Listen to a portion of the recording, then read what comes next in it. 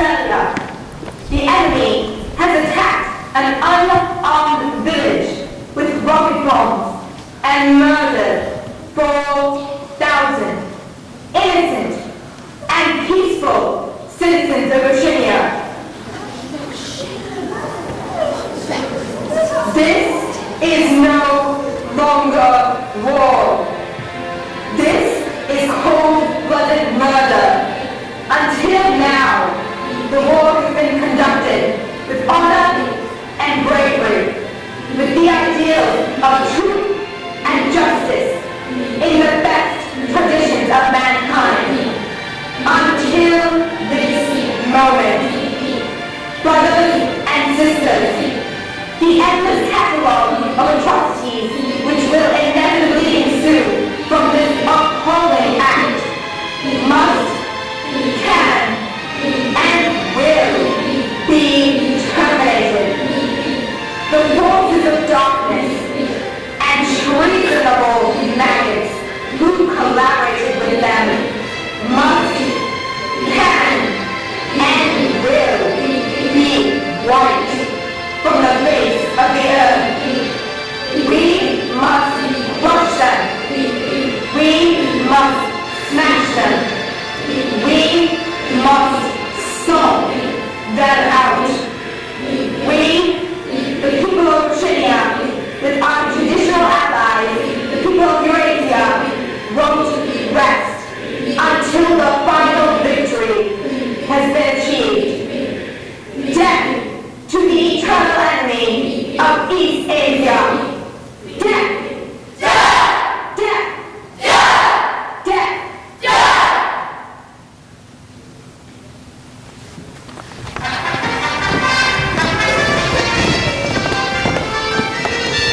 A triumph of willpower. As a rally of the Anti-Sex League in Victory Square, tonight helps to celebrate a 50% decrease in civil marriages. Over 10,000 party women took a vow of celibacy and pledged themselves as vessels for the artificial insemination program. Anyone wishing to join the artificial program should visit your anti-local sex league official for information. Join us, sister. Half a second, dear. Just let me show you what I brought. Did you bring any of that filthy victory coffee? I thought you would. You can chuck it away again. We shan't be needing it now. Look here. It isn't sugar. Real sugar, not saccharine sugar. And a loaf of bread. Proper white bread, not our bloody stuff. And a little pot of jam. And here's a tin of milk. Oh, and this is the one I'm really proud of. I had to wrap it up in a bit of sacking because... It's coffee. Real coffee. Inner party coffee. There's a whole kilo there. Oh, I got a little packet of tea as well. It's real tea. Not blackberry leaves. There's been a lot of tea about lately. They must have captured India or something. But listen, dear, go sit on the other side of the bed. Don't go too near the window, and don't turn around till I tell you to. They say the time heals all things. They say can always forget.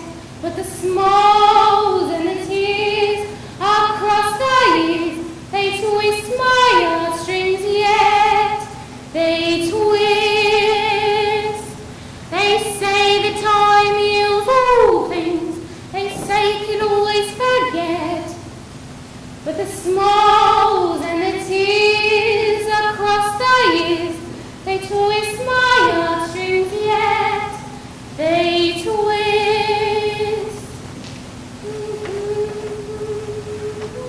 You can turn around now, dear.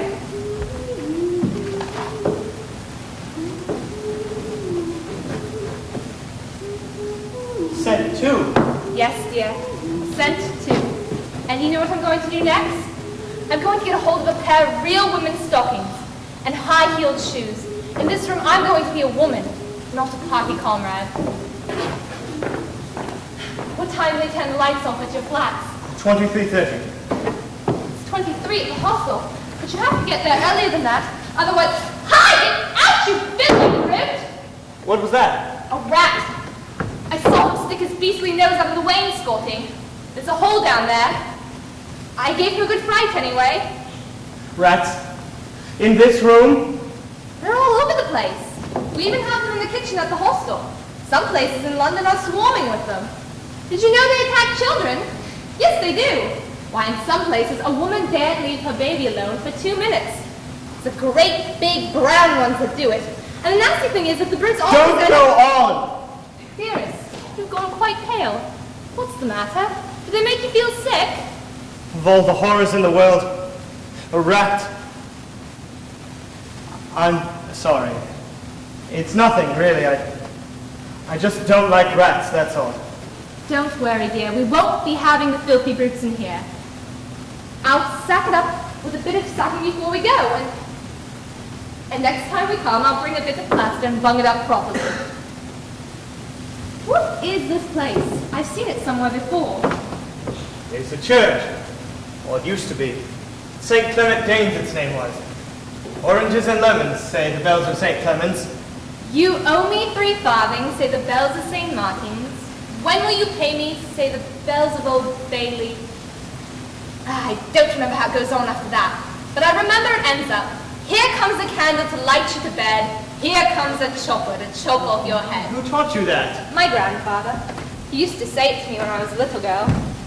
He was vaporized when I was 8. At any rate, he disappeared. I wonder what the lemon was. I've seen oranges. They're a round kind of fruit with a thick skin. I can remember lemons. They were quite common in the 50s. They were so sour that it set your teeth on edge even to smell them. I bet that picture's got bugs behind it. Ought to give it a good clean someday. They say the time you lose things, they say you can always forget, but the smiles and the tears across the years, they twist my heartstrings yet, they twist. The crows are human beings. We are not human. Why not?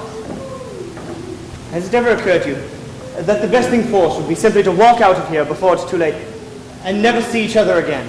Yes, dear. It has occurred to me several times, but I'm not going to do it all the same. We've been lucky. That can't last much longer. You're young. You look normal and innocent. If you keep clear of people like me, you might stay alive another 50 years. No! I've thought it all out. What you do, I'm going to do. Don't get too downhearted. I'm rather good at staying alive. We may be together another 6 months, a year, there's no knowing. But in the end, we are certain to be apart. Do you realize how utterly alone we shall be? When once they get hold of us, there will be nothing, literally, nothing that either of us can do for the other. If I confess, they'll shoot you. And if I refuse to confess, they'll shoot you just the same.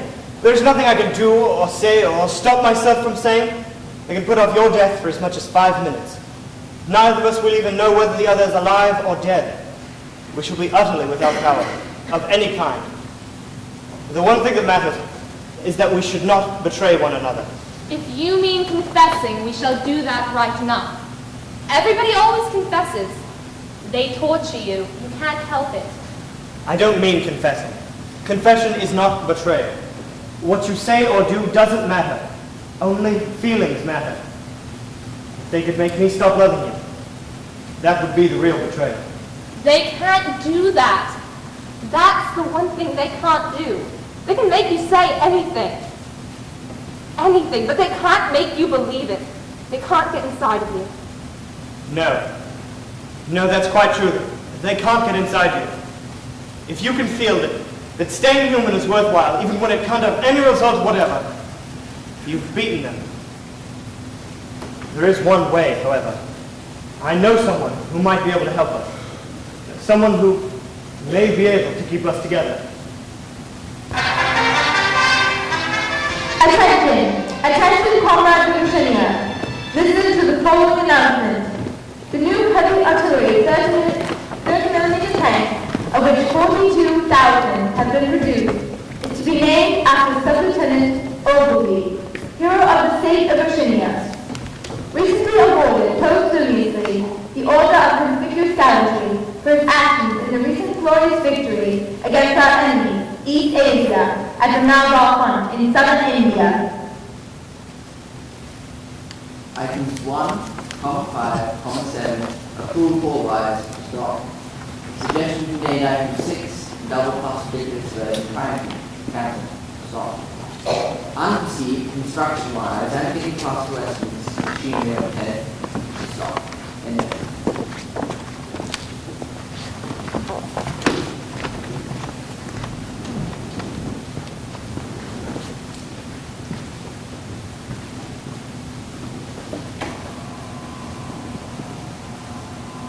You can turn it off. Yes, we can turn it off. We had that privilege.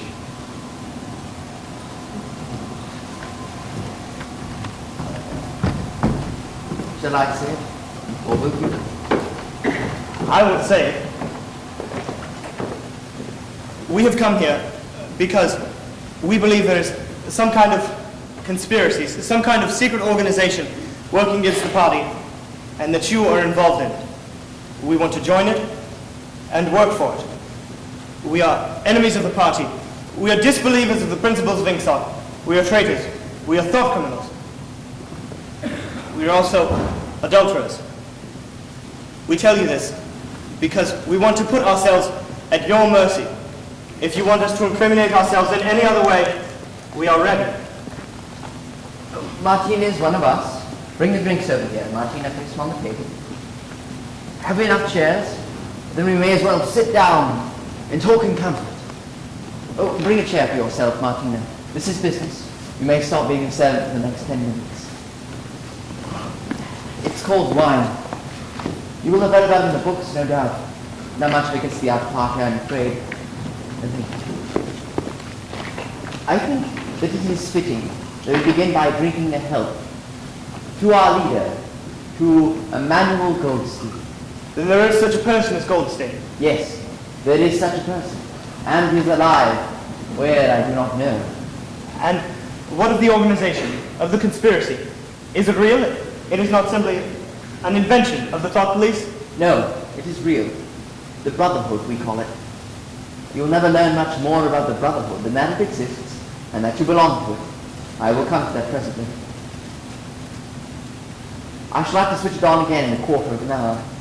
It is unwise even for members of the inner party to leave it off for that long. You are not to have come here together, and you shall have to leave separately. You, comrade, will leave first. That gives us about 20 minutes at our disposal. You understand, I must begin by asking certain questions. In general terms, what are you prepared to do? Anything that we are capable of. You are prepared to give your lives. Yes. You are prepared to commit murder. Yes. To commit acts of sabotage which may cause the deaths of hundreds of innocent people. Yes. To betray your country to foreign powers. Yes. You are prepared to cheat, to forge, to blackmail, to corrupt the minds of children, to distribute habit-forming drugs, to encourage prostitution, to disseminate diseases, to do anything which is likely to cause demoralization and weaken the power of the party. Yes. If, for example, it would somehow serve our interest to throw sulfuric acid into a child's face, you are prepared to do that. Yes. Yes. You are prepared to lose your identities and live out the rest of your lives as a waiter or drop worker. Yes. You are prepared to commit suicide if and when we order you to do so. Yes. You are prepared, the two of you, to separate and never see one another again. No. No. You did well to tell me. It is necessary for us to know everything. You understand that even if he survives, it may be as a different person. We may be obliged to give him a new identity. His face, his movements, the shape of his hands, the color of his hair, even his voice may be different. And you yourself may have become a different person. Our surgeons can alter people beyond recognition. Sometimes it is necessary. Sometimes we even amputate a limb. Yes. Yes. Good. Then that is settled. I shall have to switch on again in a quarter of an hour, as I said. You'd better go back to your pantry, Martina. But take a good look at these comrades' faces before you go. You will be seeing them again. I may not.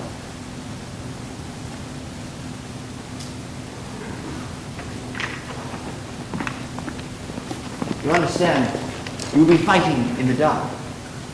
You will always be in the dark. You will receive orders and you will obey them without knowing why. Later I shall send you a book from which you will learn the true nature of the society we live in and the strategy by which we shall destroy it. When you have read the book, you will become full members of the Brotherhood. I tell you the Brotherhood exists, but I cannot tell you whether it numbers 100 members or 10 million. From your personal knowledge, you will never be able to say that it numbers even as many as a dozen. When you receive orders, they will come from me. If you find it necessary to communicate with you, it will be through Martina. When you are finally caught, you will confess. That is unavoidable. But you will have very little to confess other than your own actions. You will not be able to betray more than a handful of unimportant people. Probably you will not be able to betray me. By that time, I may be dead, or have become a different person, with a different face. The members of the Brotherhood have no way of recognizing one another, and it is impossible for any one member to become aware of the identities of more than a few others. Goldstein himself, if he were to fall into the hands of the authorities, could not give a complete list of members, nor any information which might lead to a complete list. No such list exists. The Brotherhood cannot be wiped out, because it is not an organization in the ordinary sense. Nothing holds it together except an idea, which is indestructible. When finally you're caught, you will never get any help. We never help our members. You have to introduce the idea of living without results and without hope. You will work for a while, you will confess, and you will die. Those are the only results you will ever see. There is no possibility of any perceptible change to occur within our own lifetimes. We are the dead. Our only true life is in the future. But how far away that future may be, there is no knowing. Might be 1,000 years. At present, nothing is possible except to extend the area of sanity little by little. We cannot act collectively. We can only spread our knowledge outwards, from individual to individual, generation after generation. In the face of the thought police, there is no other way. It is almost time for you to go, Comrade. Oh, wait. The decanter is still half full. What shall it be to this time? To the confusion of the thought police, the death of the brother, to humanity, to the future, To the past. the past is more important.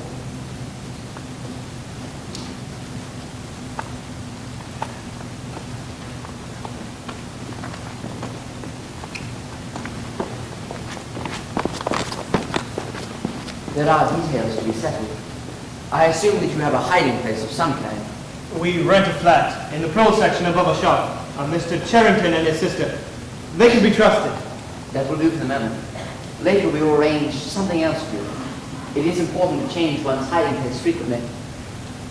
Meanwhile, I shall send you a copy of the book, Goldstein's book. You understand as soon as possible. It might be a few days before I get a hold of one. There are not many in existence, as you can imagine. The thought police hunt them down and destroy them almost as fast as we can produce them. But it makes little difference. The book is indestructible. If the last copy were gone, we could reproduce it almost word for word. You carry a briefcase to work with you. As a rule, yes. What is it like? Black. Very shabby. With 2 straps.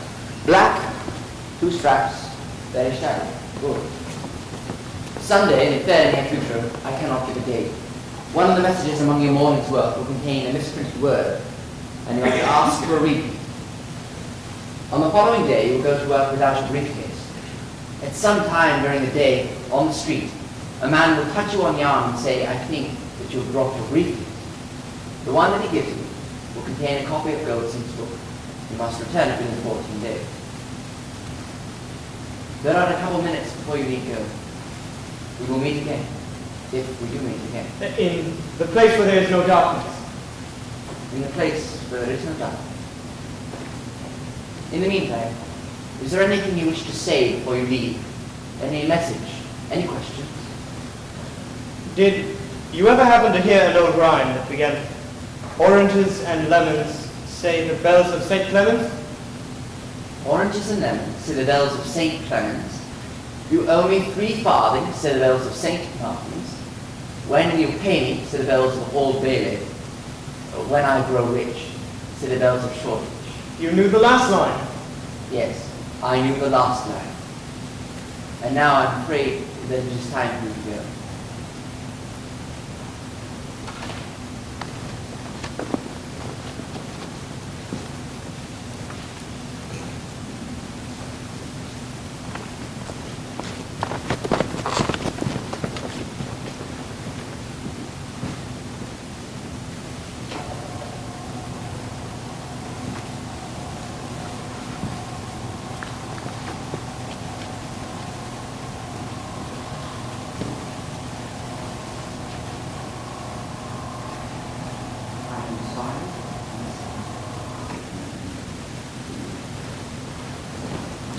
I spent many hours of my free time encouraging my agents to take part in coaching in Africans. I read and memorized Goldstein's book. For 30 years, I have plotted to bring down the party. I was sick, crying, and hungry. Together with my colleagues, Ernst and Rutherford, I had accomplished many important party documents, including ex-London permits and travel passes. Through use of these passes, my agents traveled freely throughout District 1, encouraging insurrection, and organizing massive counterplot against the innermost actions of the Oceanian leadership. I used my position of privilege in the inner party to pervert and betray the truth at all times, and to suggest at all times possible that our traditional allies, Eurasia, were in fact our deadly enemies. In my capacity as chief factory planner, I store military plans and made vast financial profits, some of them to leadership of the East Asian armies. I assassinated a number of the Nepali leaders. I thank Big Brother for allowing myself and my fellow traitors the opportunity to reveal ourselves to the people of Oceania. All glory to Big Brother.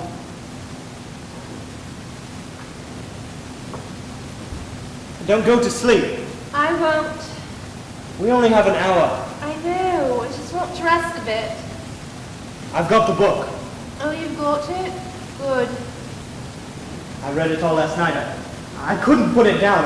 I had to crouch in the small area of my flat outside the telescreen range, where I write in my journal. I still have a pain in my neck for sitting like that for hours, but it was worth it. You must read it now. All members of the Brotherhood have to read it. You read it. Read it out loud. It's better that way. You can explain it as you go. Chapter 1. Ignorance is strength. Throughout quarter time, and probably since the end of the Neolithic Age, there have been 3 kinds of people in the world: the high, the middle, and the low. These people have been subdivided in many ways, have borne countless different names, and their relative numbers, as well as their attitudes towards one another, have varied from age to age. But the essential act of society has never altered. Julia, are you awake? Yes, my love. It's wonderful. Go on. The aims of these 3 groups is entirely irreconcilable. The aim of the high is to remain where they are. The aim of the middle is to change places with the high. The aim of the low, when they have an aim, for it is an abiding characteristic of the low, that they are much too crushed by drudgery to be more than intermittently conscious of anything outside of their daily lives, is to create a society in which all men shall be equal. Thus, throughout history, a struggle which remains the same in its main outline recurs over and over again. So in the Empress fancy, it passed like an April day. I want you to take the book with you tonight. I don't carry a briefcase. Where will I hide it? Then I'll take it. But you must hear this bit. It proves everything I've thought about Jones, Aronson, and Rutherford. Who are they? Jones, Aronson, and Rutherford, the original leaders of the revolution, along with Big Brother and Goldstein. They were vaporized in 1970. We see their confessions on the telescreen almost daily. But I believe that they were allowed to let live. I've seen them. Once in the Chestnut Tree Cafe. They were just sitting there, old and broken. I remember tears were running down Rutherford's face. Then, a year later, they were arrested again and made to confess that they were flown to a secret meeting place in India where they gave away information to the General Staff of East Asia. We were fighting East Asia then. I thought we were at war with East Asia when I was a girl. And I thought I dreamt it. Yet, now we are again. At my cubicle at the ministry, I was sent a mail report with a photo of them at the cafe. It had us at war with East Asia, and it had the wrong date. I had to change the story, but I never forgot about it. I wrote of it in my journal. It's proof the past has been changed. That's what it says in the second chapter, War is Peace. And of the war he writes, the primary aim of modern warfare is to use up the products of the machine without raising the general standard of living. The war is a way of destroying not necessarily human lives, but of the products of human labor, materials which might otherwise make the masses too comfortable and hence, in the long run, too intelligent.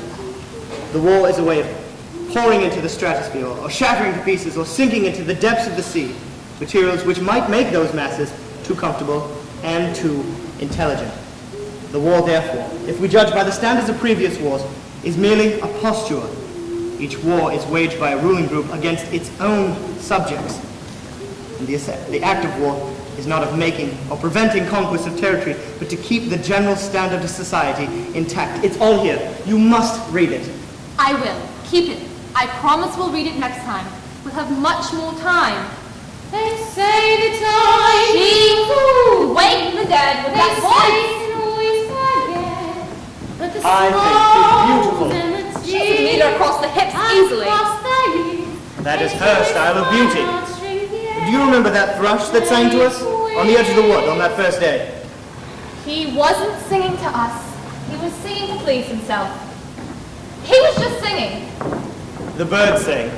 The proles sing. The party does not sing. We are the dead. We are the dead. You are the dead. You are the dead. What was behind the picture? It was behind the picture. Remain exactly where you are. Make no movement until you are ordered. Now they can see us! Now we can see you. Stand out in the middle of the room. Stand back to back. Clasp your hands behind your heads. Do not touch one another. The house is surrounded. The house is surrounded. I suppose we may as well say goodbye. You may as well say goodbye. Hand me that book. Mr. Charrington, are you thought police? I'm afraid so, my dear boy. And while we are on the subject, here comes a candle to light you to bed. Here comes a chopper to chop off your head.